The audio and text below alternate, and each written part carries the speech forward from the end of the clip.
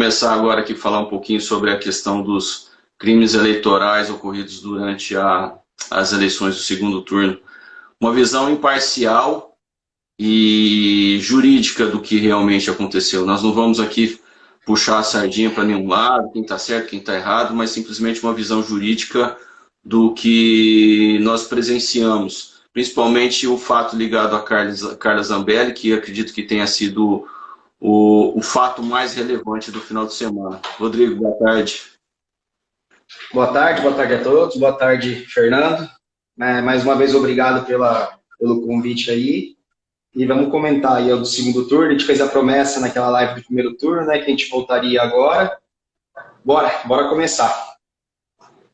Eu vou expor primeiro aqui as informações que estão no Ministério da Justiça sobre a questão dos crimes eleitorais, a quantidade ocorridos, né?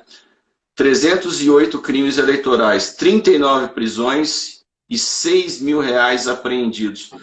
Aí já vem uma discrepância que nós vimos em alguns vídeos, em algumas reportagens que nós não sabemos realmente se eram verídicas ou não, que foram apreendidos 2 milhões, 5 milhões, 10 milhões de reais e tudo mais.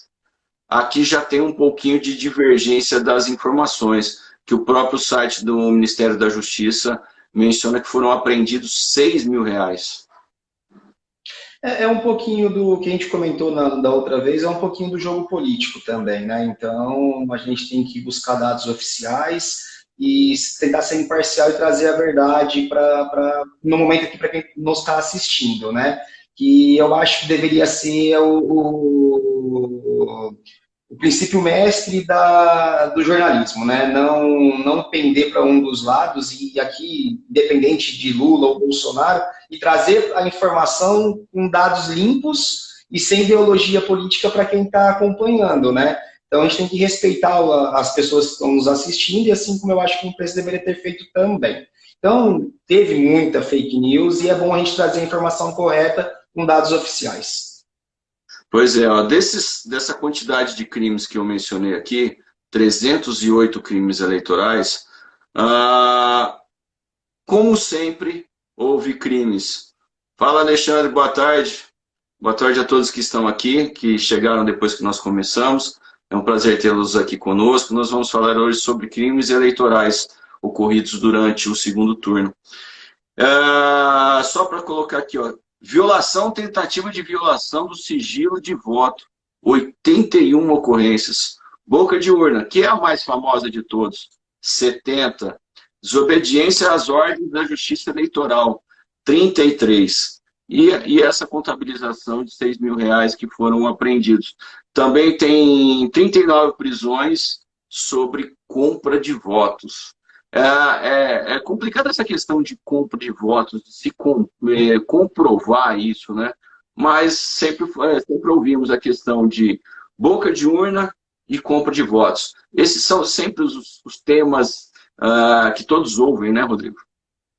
O mais recorrente, na verdade. Mas eu tive um caso, até mesmo na cidade em que eu moro, em Badivá City, de violação de sigilo de votos. Eu não vou trabalhar com nomes aqui, eu até fui acionado no dia, né? Que uma das mesárias foi até a urna junto com uma das pessoas que estava votando, e que é uma pessoa muito próxima a mim, e ficou ali e tal, e ela falou assim, mas por que você está aqui? Não, eu quero ver quem você vai votar. Ela falou, não, mas o voto é secreto. E eu estava na escola. Por coincidência, a pessoa sabia que eu estava na escola e me chamou, e infelizmente tive que me identificar como advogado e falar que ela estava violando um direito constitucional, né? Daquele eleitor, e pedir para se retirar de perto da cabine. E foi a primeira vez que eu vi, né, na verdade, esse tipo de coisa acontecendo. E é o que você falou, é mais recorrente a boca de urna mesmo e a compra de votos, mas esse do sigilo de voto eu trouxe porque eu acompanhei, eu presenciei isso domingo agora nas eleições, então foi algo que ficou marcado para mim. E legal, foram 8. Cara, na verdade é que foram registrados, certamente houveram muito mais casos, né, sobre essa tentativa também poderia ocorrer, né, da violação do sigilo do voto. Eu até levei uma curiosidade, olha só que interessante, como o pessoal também não tem um preparo adequado na questão das eleições. a minha esposa levou o meu filho junto na hora de votar. Permitiram que ele entrasse na cabine e votasse por ela, né? Por outro lado, eu fui fazer a mesma coisa, lógico que é um local diferente de votação, e não permitiram nem que ele chegasse perto da urna. Então, fica aquele tal negócio. Pode ou não pode? De que forma que pode? Eu acho que ainda existe um limbo sobre a questão das possibilidades, do que é permitido, do que é proibido. Porque nessa situação em si, não haveria uma violação, acredito eu, por estar envolvido uma pessoa que você vai orientar a fazer. E, lógico, é uma criança. Mas não deixa também de ser uma violação, porque você está expondo, né, o sigilo do voto. É uma flexibilização, na verdade, né? Porque a gente tem que entender a diferença. É diferente você entrar numa... A Silvia está comentando aqui que permitiram que a filha dela votasse por ela. A minha esposa não conseguiu. Ela foi com o nosso menorzinho lá e não permitiram. Aí, exatamente por essa questão do sigilo do voto. Mas é o que a gente tem que entender. Tem que flexibilizar essa situação, porque é diferente, por exemplo, de eu levar meu avô, ou minha avó, ou meu pai, ou minha mãe, e acompanhá-los até a cabine. É uma coisa. Eles já são adultos, eles já sabem o que estão fazendo, e eles já têm direito ao voto. Agora, uma criança, por mais que a gente saiba que a legislação não permite, mas é uma criança, não tem nem direito a voto, não tem 16 anos, né? Então, aí, eu acho que tem que ter um pouco dessa flexibilização. Um outro fato que aconteceu, por exemplo, muita gente relatou para mim que não conseguiu entrar com o celular. Eu entrei com o meu celular e conheço pessoas que, inclusive, cometeram crimes, porque era crime eleitoral filmar, e filmaram o voto e me mandaram um vídeo. Então, existe essa falta de preparo, eu acho que você colocou bem, Fernando, de quem está lá na hora, de saber o que pode e o que não pode. Existe essa falta de preparo.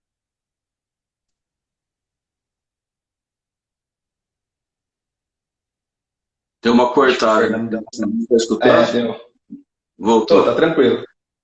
É só uma questão regulamentar mesmo, de exposição de uma forma muito mais clara, né?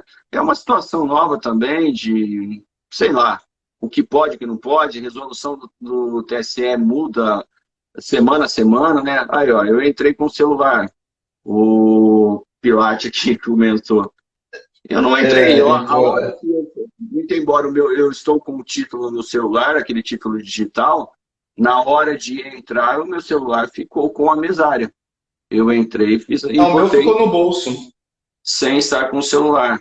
Mas é porque a minha identificação estava no celular.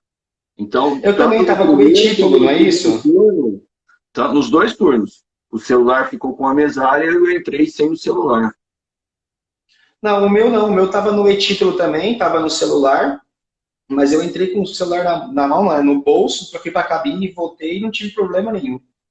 É a questão da desinformação. É mais fácil prezar pelo mais do que pelo menos, né? Então vamos proibir para não gerar nenhum problema. Fica muito mais fácil agir dessa forma, porque vai que permite que o cara entra com o celular lá, ele acaba filmando, o mesário não vê, não poderia liberar. Não podia permitir que o cara entrasse na cabine com o celular. Por que você permitiu? Então é mais fácil assim, não entra e acabou. É uma norma simples de ser cumprida e que não tem discussão. Não pode, não pode. Mais fácil. Concordo. Mas vamos aos fatos lá da Carla Zambelli, que, cara, você vê inúmeras pessoas, juristas inclusive, tecendo comentários sobre o que pode e o que não pode, se a conduta dela era legítima ou não era legítima. Poderia ela estar armada? Poderia ela ser presa ali naquele momento? Se ela estava armada e apontou a arma, por que ela não foi presa? Então, são muitas questões que a própria doutrina criminal não sabe responder com exatidão. Os advogados que atuam na área, também há uma divergência no sentido de que ela vai responder por porte ilegal de arma de fogo, ela vai responder por disparo de arma, agora nós já sabemos que não foi ela que disparou, e foi o segurança dela. Mas e a conduta dela? Existe uma resolução do TSE que proíbe as pessoas de andarem armadas no período pré-eleitoral. Também temos uma outra norma que proíbe prisão em flagrante durante o período eleitoral.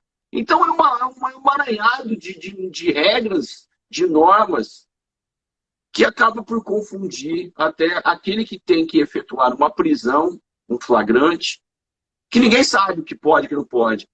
Vamos lá, qual que é a regra mais fácil? Vamos só registrar e depois a gente vai ver o que acontece. Vai que prende uma deputada e não podia prender. E aí? É complicado, foi o que você falou no começo da nossa live, né? A gente está vindo aqui de forma imparcial. Então, a gente não vai pesar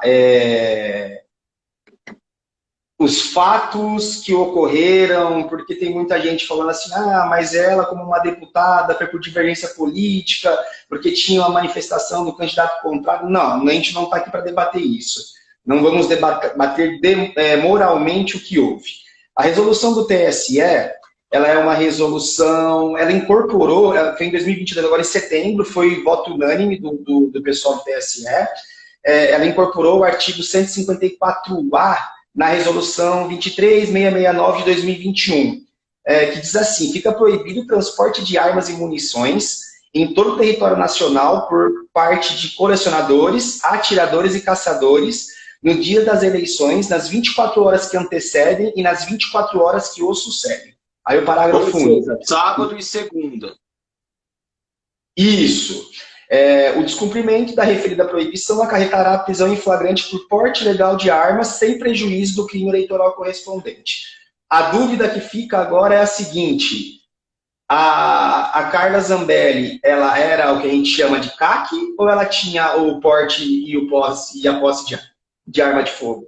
Porque a resolução é bem específica, né? Ela é clara.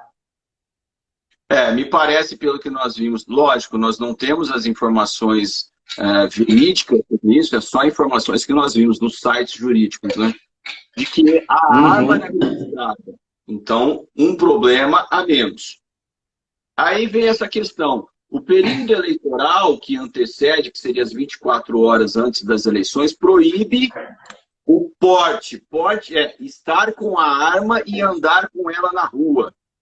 Mas essa resolução do TSE fala do CAC, a questão de atiradores esportivos. Vamos deixar mais fácil. Aquelas pessoas que têm um documento que autorizam que essas pessoas portem a arma, mas desde que vão até um clube de tiro. É isso, basicamente é isso. Porte de arma de fogo é outra coisa. É a autorização que você pode portar a qualquer momento. A resolução do TSE não fala sobre a pessoa que tem o porte de arma de fogo. E é isso que ela, na sua defesa, menciona. Eu tenho porte, eu não sou atiradora esportiva, eu tenho porte. E a resolução do TSE fala somente para atiradores esportivos. Entre atiradores esportivos, colecionadores, enfim. Essa regra que ela aplica ao caso dela. Eu tenho porte, eu poderia estar portando. E a resolução do TSE, ela é muito restrita, ela é muito específica a atiradores e colecionadores. Eu vi divergência em juristas famosos, pessoas que eu acompanho, que eu leio muito, sobre esse caso.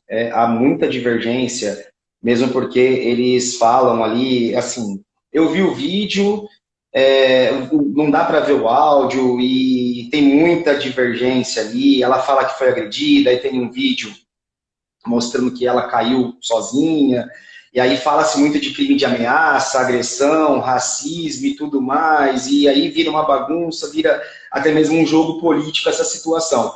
Agora, referente a ela, pelo que eu li, eu não sei, porque aí eu não entendo desse assunto, não é uma matéria que eu já tenha atuado, que eu tenha estudado. Parece que o porte dela ela é especial, e aí que mora a divergência nos juristas, por ser parlamentar. Então, ela tem um porte especial por ser parlamentar, que aí alguns juristas indicam que se equipara ao CAC. Então eu não sei se foi devido a isso e ali que mora a divergência, na verdade.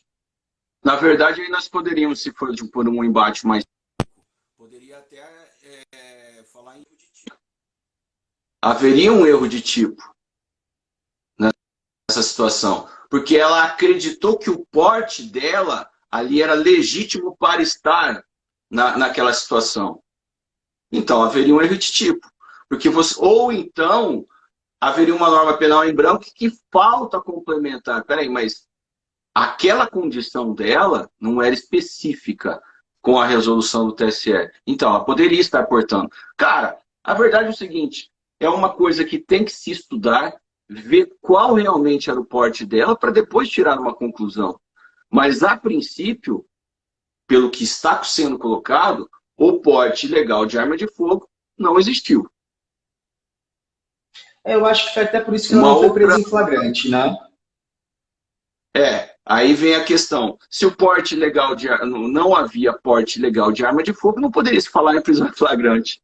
Olha que rolo. Ah, mas tem um disparo de arma de fogo. Quem disparou foi um segurança dela. Esse cara foi preso. Cara foi preso. Só que ele pagou fiança e saiu. Mas a atuação dela, aí vem a questão. Ah, mas estaria em legítima defesa para poder apontar a arma ao sujeito? O que o cara cometeu efetivamente? Qual crime ele cometeu para que legitimasse ela a apontar a arma para ele, né? Tem essa situação também. Em legítima defesa, a gente tem que falar assim, meios moderados para se repelir a agressão. Pô, o cara xingou ela vai apontar uma arma e fala assim, ó, você está preso em flagrante? Não parece razoável. Se for realmente isso, a questão da ameaça, ela vai dançar.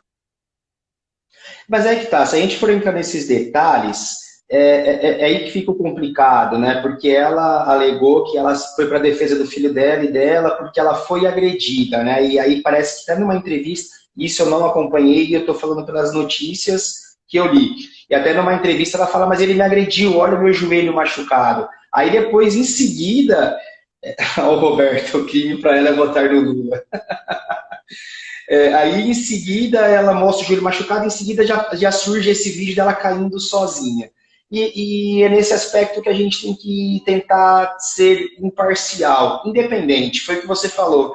É moderado? A partir do momento que eu viro para você e falo assim, larga a mão de ser burro, você vai sacar uma arma e botar na minha cara? Até que ponto é cabível esse tipo de coisa? Também seria bacana do cara ter chamado ela, porque eu vi o vídeo do cara xingando ela, sua filha, né? Tal, eu acho que esse extremismo é que leva a esse tipo de situação e é algo que a gente precisa, já passou da hora da gente repelir, dos dois lados, né? A legítima defesa ela não é tão simples de se aplicar, né? É isso que as pessoas precisariam entender, que existem regras para que se aplique a legítima defesa.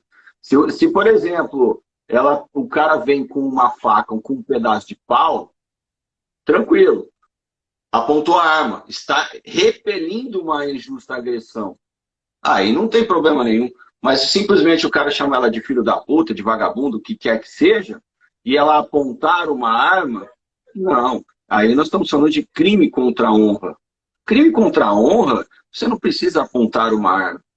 Se realmente for isso, nós não temos a realidade dos fatos. Precisa ainda se apurar? Nós estamos fazendo uma prévia do que pode ter acontecido.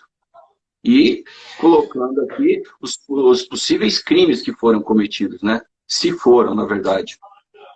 Sim, até pegando um gancho no que você falou da legítima defesa, um fato que eu vejo muito pessoal comentando, e tem que tomar muito cuidado, a gente que trabalha na área já sabe, a gente já viu esse tipo de coisa acontecendo, é aquele assim, mas eu vou comprar uma arma e se o cara pular no meu quintal, eu vou sentar o dedo no cara e vou matar o cara, vou estar em legítima defesa. Não é assim. Você acabou de falar, a legítima defesa ela não é tão simples. Às vezes o cara pula, você não precisava disparar, só de apontar a arma o cara fugiria, só do fato do cara te ver que tinha gente em casa, ele fugiria. Então, a legítima defesa ela é muito complicada e ela não é tão simples assim de encaixar, né? Tem que tomar cuidado com isso aí. Isso, como nós falamos, vai depender muito do caso concreto. Tem um caso que, até só para ilustrar, de legítima defesa que me chamou a atenção há um tempo atrás. O meliante pulou dentro da casa da pessoa, realmente para furtar, ou furtar ou roubar, ali não me lembro qual que era o fato em si. O dono do imóvel saiu armado, apontou a arma para ele, rendeu, chamou a polícia e o dono da casa saiu preso. Por quê? Porque ele não, a arma dele era, acho que tinha numeração raspada, uma coisa assim. O dono da casa foi preso e o cara que estava tentando... Junto com o cara. Foi preso. Os dois foram presos juntos. Então, o que a gente fala. A legítima defesa, ela é complicada. Ali ele estaria em legítima defesa? Perfeitamente. Só que o meio utilizado era ilícito. A arma em si era ilícita. Se ele tivesse registro da arma, aí não teria discussão nenhuma. Aí, realmente... E nesse caso ainda, se ele mata... E nesse caso, se ele mata o bandido, ele ia ser preso por homicídio. Pois é. Não ia da legítima defesa. Ia ser preso por homicídio, porque a arma estava ilegal. Mas aí a questão dele responder por homicídio ou não vai depender da circunstância. Se o cara está dentro da sua casa, se o cara apontou uma arma. Logicamente, eu não vou ser aqui idiota de falar o seguinte: você vai esperar o cara falar se ele vai te apontar uma arma ou não, se ele vai fazer. Só não atire nas costas. Se ele entrar na sua casa, abriu a porta, se ele vier para cima, atira. Você não vai colocar em risco a sua vida, pensando, mas eu não sei se eu estou em legítima defesa ou não. Veio para cima, dentro da sua casa, atira. Diferentemente, se o cara te vê e sai correndo, se você der um tiro nas costas, aí vai dançar. Aí não tem como se falar em legítima defesa. Além de ser homicídio, é homicídio qualificado com recurso que impossibilitou a defesa da vítima. Pena mínima, 12 anos. Vai rodar. E feio. Tomar cuidado com a legítima defesa. É isso que a gente está tentando alertar o pessoal que está vendo a gente aí. Toma cuidado, não é tão simples. Mas a nossa questão aqui era só para discutir um pouquinho sobre o caso da Carla Zambelli, os efeitos dessa situação que ela passou, se há crime, se não há crime, quais crimes, por que ela não foi presa. Então, era um meio de elucidar que não é tão simples o caso dela. Ela possuía porte, estava no período pré-eleitoral, vedado pela uma resolução do TSE? Sim, mas o porte dela, em tese, não estaria compreendido por aquela resolução do TSE. Então, além do que, houve excesso? Provavelmente houve. Aí ela vai responder por ameaça. Mas não vai responder por disparo de arma de fogo, porque não foi ela que disparou. E essa questão do porte, acredito eu, que ou haverá erro de tipo, ou realmente ela tinha razão sobre a questão do porte em si dela, né? O porte que ela detinha legitimava ela estar com a arma naquele momento. Só trazendo mais uma observação sobre esse caso para a gente finalizar, segundo o que eu apurei aqui, ela vai ser representada no Conselho de Ética da Câmara dos Deputados, porque estão alegando que ela apontou uma arma para um homem devido a divergências políticas e parece que já pediram a cassação do porte de arma dela por desequilíbrio emocional. Então é mais um desdobramento desse fato que a gente trouxe hoje aí para debater. Aí já vem aquela questão de... a questão partidária, né? Partidária. Porque é o seguinte, a oposição vai vir para cima dela. Não tem dúvidas disso. Tanto que houve uma manifestação de um grupo de advogados, denominado prerrogativos, que de prerrogativos não tem nada, advogados de prerrogativos, ele tem uma atuação em favor dos advogados. Não tem nada que se ficar se metendo na questão política de quem cometeu o quê e tudo mais. Prerrogativas é outra coisa. Então, é um grupo meio já esquisito. Requerendo a prisão da deputada. É sei lá, não sei nem como que falar. Lógico que deputado também ele tem que ter autorização, não é tão simples também para se prender um deputado, assim como também não é tão simples a perda de um mandato. É extremamente difícil. Quebra de decoro e tudo mais. Como é um fim também de um mandato eletivo de deputados, vai encerrar agora no final do mês que vem, eu não vejo nem tempo para se apurar isso daí, caçar o mandato dela e tudo mais, porque já vai começar outro também. Então, provavelmente, esse pedido vai ser engavetado. Qual que é a tua opinião? Legalmente falando também. Não, legalmente falando também, não tem mais motivo para a Carla ser presa agora. O flagrante já passou, ela prestou depoimento dela na polícia, então acabou o flagrante ali. Agora, minha opinião sobre esse caso assim, com base naquilo que a gente tem visto, que a gente não tem acesso ao processo, ao depoimento deles na delegacia e tudo mais. Não sei, crime de ameaça, de racismo, né? Ali nem racismo, injúria racial, é isso que estão batendo muito em cima. Eu acredito que vai ser arquivado também. E só para falar agora, só para as pessoas que têm dúvidas sobre prisão, ou ela teria sido presa naquele momento ou só após o trânsito em julgado, né? Então, agora, nesse momento, esquece prisão para Carla Zambelli, não existe mais isso.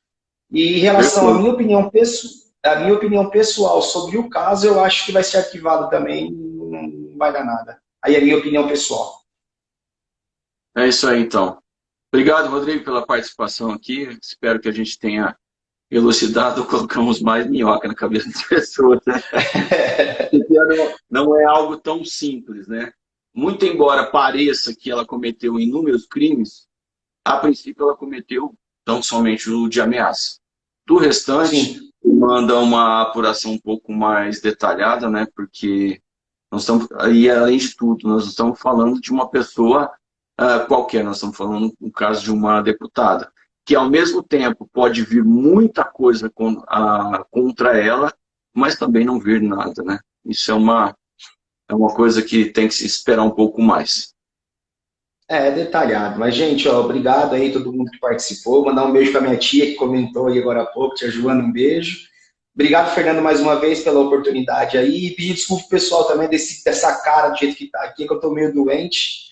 E acabei vindo aqui para poder cumprir meus compromissos aí. Um beijo, obrigado a todos. Valeu, Rodrigo. Pessoal, obrigado pela participação aqui, pelos comentários. E tenham todos uma boa tarde e um bom feriado, que logo aí já amanhã, no meio da semana também, é para... só para atrapalhar, né? Boa tarde a todos. Tchau, tchau, gente. Até mais.